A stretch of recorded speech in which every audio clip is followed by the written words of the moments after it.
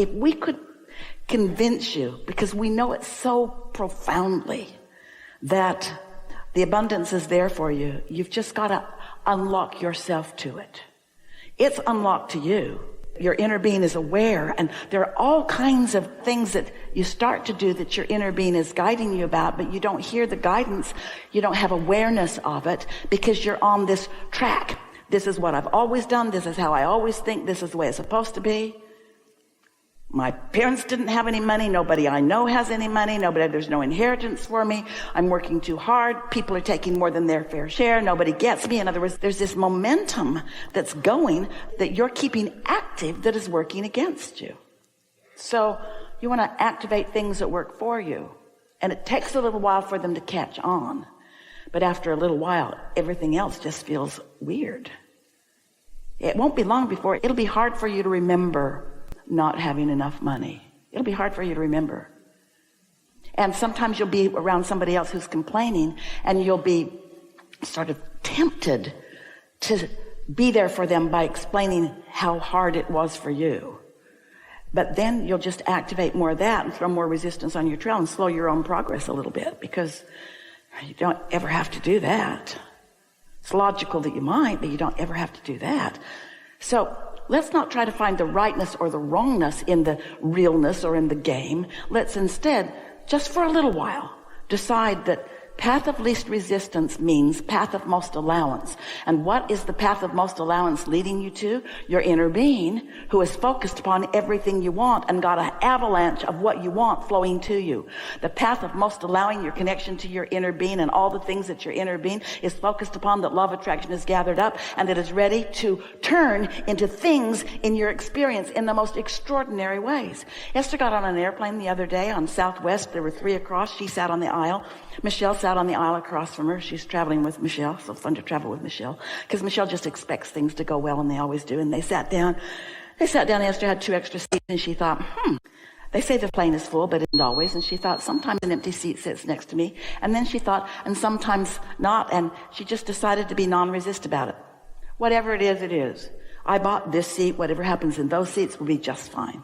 So she sat there. The plane filled up, pretty much filled up. And then a couple suddenly is standing there wanting to know if they can sit there. And Esther said, of course. And she got out of her seat and, here, let me hold that for you, while they got in. It was like they weren't really that comfortable or accustomed to flying. And so Esther's wanting to make it as easy as possible for them. You really can't get into your seat holding everything and that cup of coffee too. And so they got into the seat, and not much to say. The woman was very interested in managing the moment. She's diligent. She likes to make things happen. She works hard at it. She talked really a lot. The people on the airplane were probably happy to see Esther and her new friend go, because they talked the whole flight. Not a long flight, but they talked the whole flight. And her husband just said, yes, yes, if she addressed him. Those were the only words, apparently, that he knows at all. And so Esther said, why were you in San Antonio? They live in Northern California. Why are you in San Antonio? Our daughter lives here. Our daughter lives in San Antonio. And then she began to explain the story of the needs that her daughter has, an older girl with some inability to really do things for herself, and up against a wall because she's got to move out by the end of the month, which was 10 days away. And they'd come in to help her, but they only stayed 3 days, and they're getting out of Dodge, Esther could feel. They were in relief mode, but Mom's still in stress mode because things aren't going well. And it's so active in her vibration. Her asking was so strong. But before Esther had heard that story, Esther had already mentally made a long list of positive aspects in her mind about this animated woman. Such good vocabulary, and so eager about talking and willing to open up to Esther a little bit, and obviously caring very much about what was going on with her. And Esther just really, for no logical reason really, fell in love with this lady, this diligent, hardworking, wanting to fix it, driving everybody nuts lady. And Esther thought, I can't explain to her about Abraham. This trip isn't going all the way around the world. And it would take that long. So Esther didn't explain anything to her. Esther just listened to her. And as Esther was listening to her, she wants to live in this area. Well, it's an area not far from where Esther lives. And she doesn't drive, so she needs a bus stop close by. And there are lots of them around there. And as Esther listened, she said, well, I kind of know that area. And then all of a sudden, a download into Esther's mind. Path of least resistance opened right up to her. The woman had activated a desire within Esther. Esther's inner being is aware of what's going on. And Esther says, I have a friend. I bought a house from her. She's really, really nice. And she doesn't deal with rentals, but she's really a good resource for information. Here's her number. Give her a call. Well, Esther arrived in Phoenix, and before she went to bed that night, that call had been made. And Esther's friend said, she's also an artist and a real estate person, my studio mate has a place for rent in the area that she's looking for at the price she can afford, and she's gonna go look at it in the morning. And then Esther's friend, who's texting her, says, thank you for sending sweet person to me. And Esther thought, oh man, things are always working out for everybody. In other words, things are always working out for everybody. And Esther had an awareness of something wonderful, but Esther didn't have any of the what, where, who. Esther just received a little piece of an idea, which she relayed. And then off it went. And by the next morning, the place had been seen, the contract had been signed, the deal is done, the parents are happy, the girl is on her bus route living in the neighborhood where she wants to live. How is that? And we say, how can it not be? How can it not be when there are billions of you, many of you cooperative components to one another, even though you don't want to be and don't know that you are? And the law of attraction still working things out for you because you deserve it, because you're worthy, because it's supposed to go that way, because you have desire.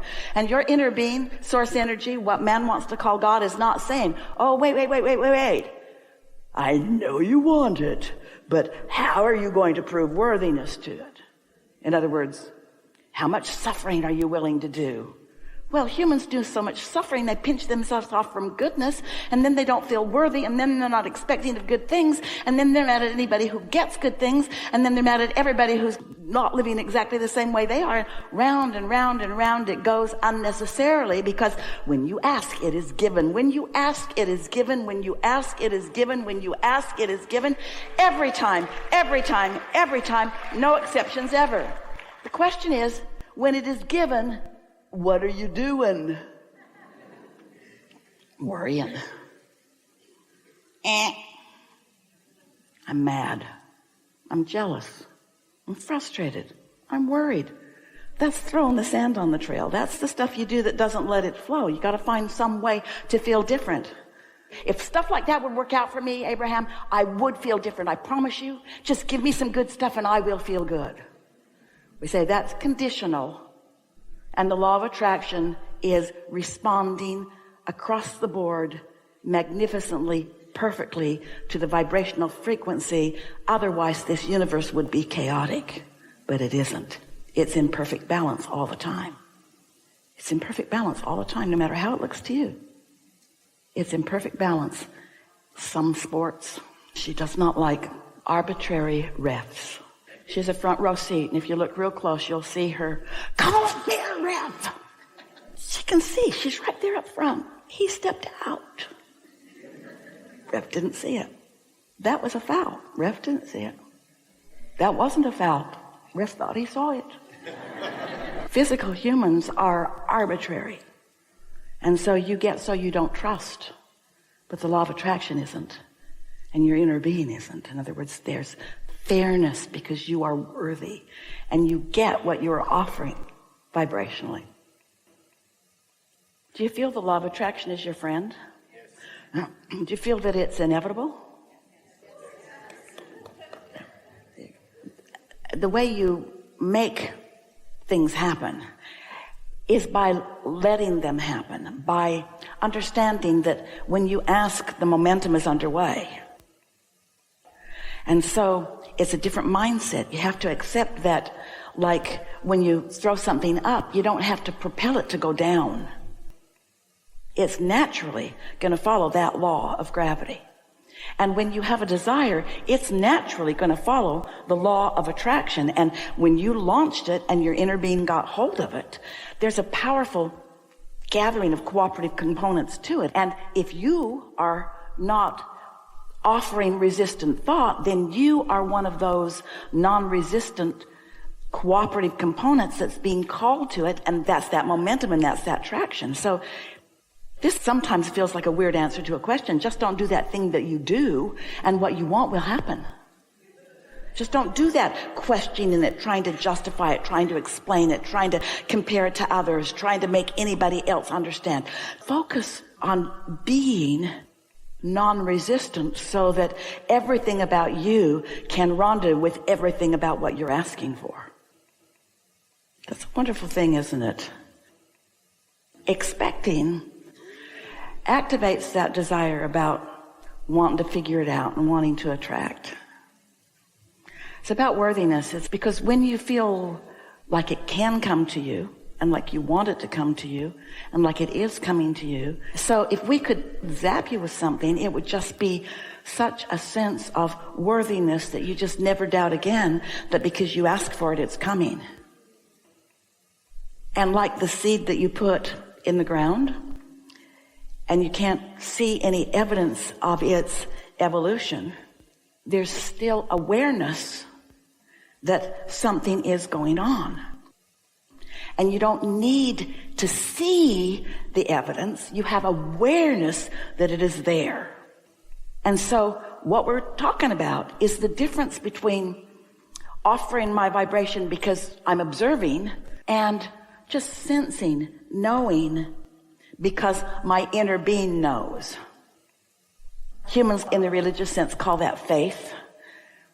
Can't see it, but I sense it. But you got to practice that, because there's something so compelling for most humans about living in an environment where you're offering most of your vibration in response to what you are observing.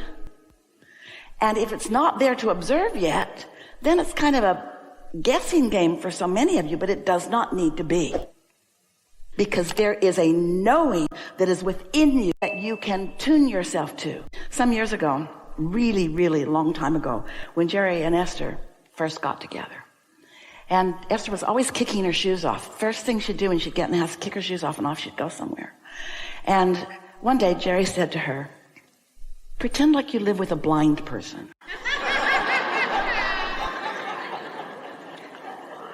Well, she knew what he meant. Don't leave things for me to trip over. But she also knew him to be the most aware person. He was aware all the time. One day they were on a highway. It was a 2-lane highway. He was driving in the left lane to turn left. Not a really busy highway, but a big, wide, new highway. And his light, his arrow was green. Time for him to go, his turn. And he just sat there instead. And a car going about 120 miles an hour came flying up behind him, passed on that side, and off it went. And Jerry said, "I can't exactly say that I knew that guy was coming, but I couldn't make myself go even though I had the green arrow." That's awareness. It's an awareness of things that aren't spelled out for you by everything else. What that is, that awareness is alignment, broader view. Aware of what you ask for, every bit of it. Aware of where you stand in relationship to everything you want. We think you've got it. There isn't anything that we know right now that you don't know. So just be playful, have fun with it. We're appreciating your being here and what you have caused to happen. You're important to this world. And there is great love here for you.